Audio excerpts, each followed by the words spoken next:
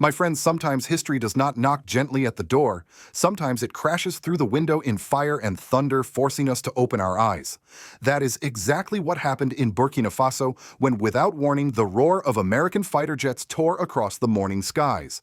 In a single moment, a small nation in West Africa was thrust into the center of a global storm. At 5:42 in the morning, two precision-guided missiles struck the northern province of Yatena. It was not an accident. It was not a misunderstanding. It was a direct violation of sovereignty, and for the people of Burkina Faso, it was a wound that cut deeper than the blast itself. 3 lives were lost, 7 more were injured, and a vital communications tower was reduced to rubble. But what happened next may matter far more than the missiles themselves. Instead of fear spreading through the land, something else began to take root: unity, resistance, and the unmistakable cry for sovereignty. By nightfall, tens of thousands of citizens poured into Revolution Square waving flags and chanting in unison, "Our land, our right, our future." Their voices carried not only through the streets of Ouagadougou, but across Africa itself, igniting debates, protests, and emergency meetings from Dakar to Addis Ababa. This was not just a strike on Burkina Faso, it was a strike on the dignity of an entire continent. And yet, rather than weaken Africa's resolve, it may have awakened something far more powerful: the determination to stand as one. So tonight we must ask, is this the beginning of Africa's long-awaited awakening? Has the unprovoked strike turned Ibrahim Traoré into more than a president, into a continental symbol of defiance? Or is this yet another chapter in the long book of foreign domination? If you believe Africa's story should finally be written by Africans, stay with us. Please share this message if you feel that you are one of the first to know and support President Ibrahim Traoré. And subscribe if you believe the truth is more important than the headlines. The morning of the strike began like any other in northern Burkina Faso. Farmers were already in their fields, children walking along dusty paths, to school soldiers stationed at rural outposts watching the horizon. Then, without warning, the faint hum of jet engines rose into a deafening roar. At precisely 5:42 a.m. local time, 2 precision-guided munitions fell from the sky and exploded in Yatena province, shattering the stillness of dawn. The targets were clear: a rural security outpost and a nearby communications tower linking several northern garrisons. The aftermath was immediate and devastating. 3 people died: 2 soldiers and 1 civilian. 7 others were injured, some critically. The tower, which served as a lifeline for coordinating defenses against insurgents in the Sahel, was reduced to twisted steel and rubble. Families rushed to the scene, pulling survivors from the debris, while radio stations scrambled to report what little information they had. By mid-morning, the government in Ouagadougou confirmed what many had already suspected. According to the Ministry of Defense, radar and satellite tracking showed that the strike originated from U.S. Africa Command assets stationed at a forward base in Niger, nearly 380 miles away. There had been no warning, no consultation, no joint operation. Officials labeled it a unilateral act of aggression, one that violated not only Burkina Faso's sovereignty, but also Article 2 of the United Nations Charter, which prohibits the use of force against the territorial integrity of member states. President Ibrahim Traoré wasted no time. Within hours, he appeared live on national television, his image broadcast into the homes of more than 8 million Burkinabe citizens. Wearing his military fatigues, his voice carried both anger and clarity. This strike was not merely against our land. It was against our right to exist as a free and independent people. His words hit like a thunderclap. Immediately afterward, the 12,000 active duty soldiers of Burkina Faso's armed forces were placed on high alert. Along the borders with Mali and Niger, Win and Fon, 200 reinforcements were deployed. At key strategic points, the Ouagadougou airbase and the Koudougou garrison defense readiness levels were raised to DEFCON 2, an extraordinary signal that the nation was preparing for the possibility of further attacks. Yet, the government's response was not purely military. By late afternoon, the streets of the capital erupted with a wave of spontaneous mobilization. By nightfall, an estimated 35,000 citizens had gathered in Revolution Square, waving flags, beating drums, and chanting in unison. Their rallying cry, "Our land, our right, our future," quickly went viral, spreading across social media platforms and echoing in cities far beyond Burkina Faso's borders. News outlets across Africa interrupted their regular programming to cover the story. In Dakar, Senegalese broadcasters ran continuous updates. In Nairobi, Kenyan radio stations debated the implications late into the night. Analysts asked the same burning questions. Was this strike a calculated warning meant to intimidate African nations daring to pursue independence from Western security frameworks? Or was it a strategic blunder that would only accelerate the rise of Pan-African solidarity? Meanwhile, in Washington, the Pentagon released a statement framing the attack as a targeted anti-terror operation. Officials insisted that credible intelligence suggested militants in northern Burkina Faso were preparing to attack U.S. assets in the Sahel. But the explanation rang hollow to many observers. No names were provided, no photos, no concrete evidence.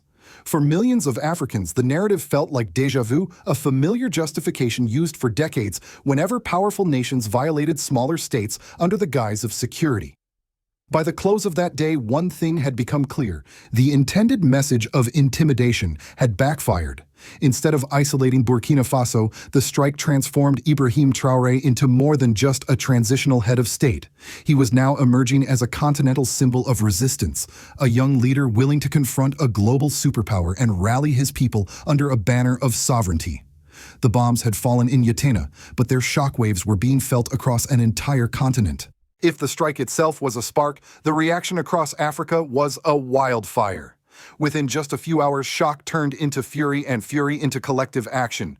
Radios buzzed with urgent bulletins, televisions broke into rolling coverage, and social media timelines flooded with one-word sovereignty.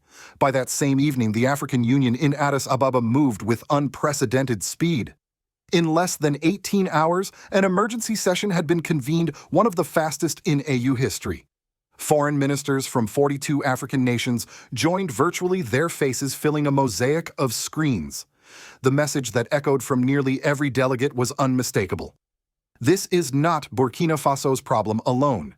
This is Africa's problem. President Ibrahim Traoré addressed the assembly through a secure video link, his image projected onto a massive screen, his tone calm but steely. If the sovereignty of one African nation can be violated without consequence, then none of us are safe. Burkina Faso will not stand alone, and I believe neither will you. Those words carried beyond the hall. In the streets of Bamako, Mali, more than 50,000 demonstrators surged onto Independence Avenue, waving Burkinabe flags alongside their own. In Conakry, Guinea, mourners lit candles outside Burkina Faso's embassy, honoring the 3 victims killed in Yatena. Even in Nairobi, Kenya, a city with historically close ties to Washington, protesters marched in solidarity, chanting for African unity. The air was electric. On West African social media, the chant from Ouagadougou, "Our land, our right, our future," became a trending slogan across multiple countries. Hashtags in Bambara, Hausa, Swahili, and French merged into a single digital chorus. African radio call-in shows were flooded with voices demanding stronger action against foreign military interference. Ordinary people were no longer asking whether this was about Burkina Faso. They were declaring that it was about Africa itself. Meanwhile, Washington scrambled to contain the narrative. The Pentagon spokesperson insisted the operation was a precise anti-terror strike, claiming intelligence pointed to imminent threats. But when pressed, officials provided no concrete evidence. That lack of proof only fueled suspicion. To African leaders and their citizens, the explanation felt like a recycled script, one they had heard too many times before in Iraq, Libya, and Somalia. At the United Nations Security Council in New York, Burkina Faso's ambassador demanded an emergency meeting. Heated exchanges followed. Russia and China openly denounced the strike as a violation of sovereignty, warning that no state should tolerate unilateral aggression. France, wary of its fragile standing in the Sahel, avoided direct condemnation and instead called vaguely for restraint. Germany and Italy expressed concern with Berlin, noting that partnerships cannot survive without trust. But the most striking reactions came not from global powers, but from Africans themselves. In living rooms, cafes, and university halls, the debate shifted rapidly. Should Africa finally create a joint rapid reaction force to deter external military threats? Analysts on Al Jazeera Africa channels TV Nigeria and SABC South Africa began discussing what had long been dismissed as unrealistic. This time, however, the idea carried urgency. One Nigerian security expert put it bluntly, "What happened to Burkina Faso today could happen to us tomorrow. Unity is no longer a dream, it is survival." The diaspora also rose. In Paris, London, and New York, African activists organized protests within 24 hours. Burkina Faso's green-red-gold flag waved in front of foreign embassies, alongside banners reading "No to Neo-Colonial Wars." Speakers denounced the strike as colonialism, under another name demanding that African voices, not foreign militaries, decide Africa's future. By the end of the second day, one reality was undeniable. What had begun as a military strike on a single outpost in Yatena had ignited a continental rallying cry. The attempted intimidation had not only failed but backfired spectacularly. Instead of isolating Burkina Faso, it had placed the young president Ibrahim Traoré at the center of a historic moment, transforming him into more than a national leader. He was now a symbol of African resistance, his image replayed on TV screens and smartphones from Dakar to Dar es Salaam. And the question hanging in the air was no longer, what will Burkina Faso do, but rather, what will Africa do next? In the days that followed, Ouagadougou became a city divided between vigilance and defiance. On one hand, the capital looked like a fortress, checkpoints mushroomed at major intersections, soldiers patrolled in groups with rifles slung across their chests, and armored vehicles idled near government ministries. On the other, Revolution Square continued to fill with ordinary citizens, carrying banners, drums, and their country's flag, determined to show that their spirit could not be broken. The government confirmed that over 4,000 additional troops had been deployed nationwide, reinforcing borders and guarding critical sites like airports, radio towers, and power stations. Yet this heightened security came with unease. In the northern provinces closest to the strike zone, schools closed for 2 days as parents kept their children home, fearing another attack. Local radio hosts reported dozens of calls from frightened families asking, if it happened once, what stops it from happening again? The sense of vulnerability was not only physical, but also economic. Markets reacted immediately. The price of diesel climbed 12% within a week as traders speculated that fuel imports from neighboring countries could be disrupted. In Yatena and surrounding regions, food prices surged 8 to 10%, putting extra strain on families already struggling with rising costs of living. For ordinary Burkinabe, the strike was not just a matter of politics, it was a direct hit to their daily survival. Sensing the danger of panic, President Ibrahim Traoré's administration launched an aggressive public outreach campaign. Ministers and military officials traveled to the north, holding town hall meetings in villages and towns scarred by the strike. On national television, nightly broadcasts gave updates on military readiness, humanitarian relief shipments, and ongoing diplomatic efforts. The aim was clear project control, reassure the people, and prevent fear from spiraling into chaos. Civil society organizations, while supportive of Traoré's defiance, pressed for more transparency. Activists and lawyers questioned the government openly. What proof existed of the so-called terrorist threat Washington had cited? What intelligence had Burkina Faso itself gathered? One prominent attorney in Ouagadougou said, "Our sovereignty is sacred, yes. But to defend it, we need truth, not only rhetoric." Even so, the president's bold stance against the United States struck a deep chord with the population. Local polling agencies reported that Traoré's approval rating jumped from 62% before the strike to 78% immediately after. In the eyes of many citizens, he had done what few African leaders dared: stare down a superpower without flinching. For a young leader barely in his late 30s, the symbolism was enormous. On the political front, the strike accelerated a dramatic realignment. Within just weeks, Burkina Faso, Mali, and Niger, 3 Sahelian nations facing similar pressures, signed a mutual defense pact in Bamako, quickly dubbed the Sahel Shield Alliance. The agreement committed each nation to respond collectively if any one of them faced foreign aggression. What once seemed like an impossible dream of African security cooperation was now becoming a necessity born of crisis. At home, Traoré's government also moved swiftly to shield the economy from external pressure.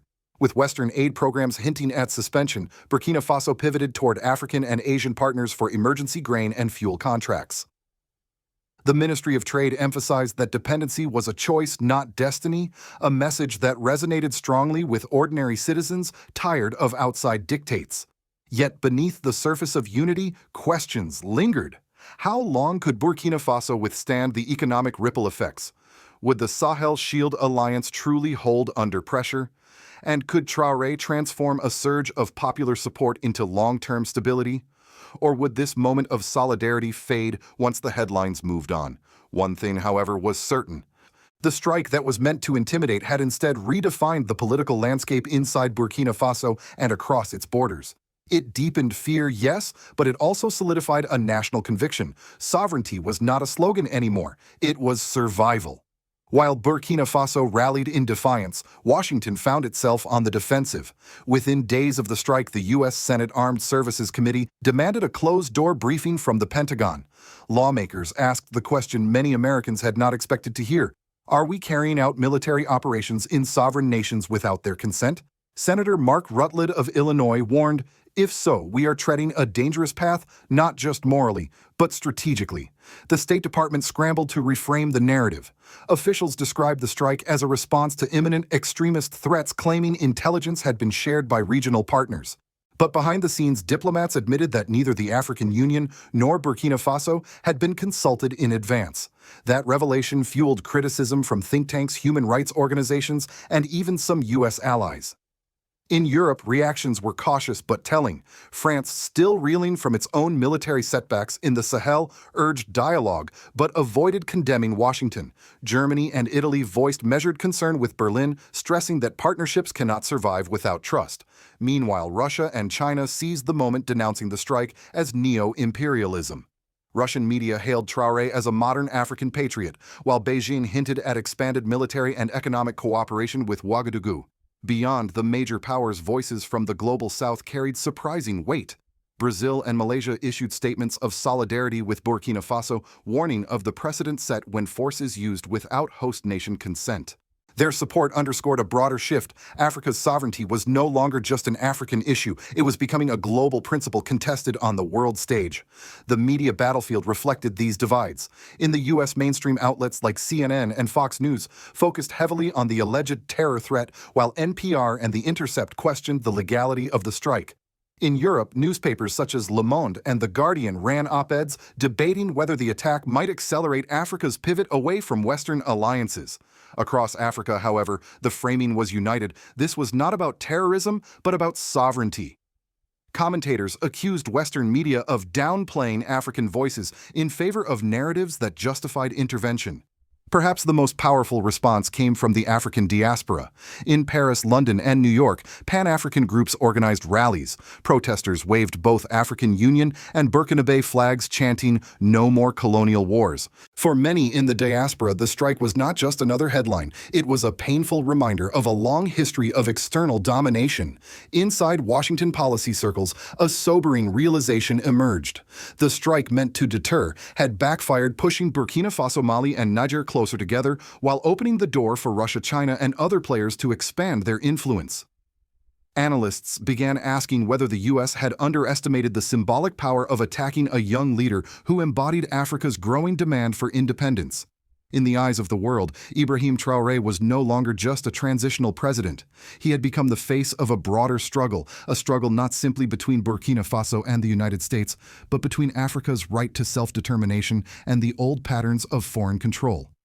The missiles that fell on Yatena were meant to send a message of fear. Yet what they unleashed was something far more dangerous to those who ordered them: a continent awakening. Burkina Faso was not broken, it stood taller. And in standing taller, it called others to rise beside it. For the people of Burkina Faso, the scars are real: families mourning their dead children, too afraid to walk to school, farmers watching prices climb in markets they can barely afford. But alongside the pain grew conviction. Sovereignty was no longer a slogan whispered at political rallies. It was lived in the streets, written on banners, and carried in chants that crossed borders. The strike, meant to isolate Ibrahim Traoré, instead gave him a stage the world could not ignore. Across Africa, his defiance became a symbol of resistance. Across the diaspora, his voice rekindled old memories of colonial wounds and the longing for freedom. Even in Washington and Brussels policy, experts began to whisper the unthinkable, that the age of unilateral control over Africa may be slipping away. And yet, the path ahead is not simple. For every rally in Ouagadougou, there are whispers of foreign pressure.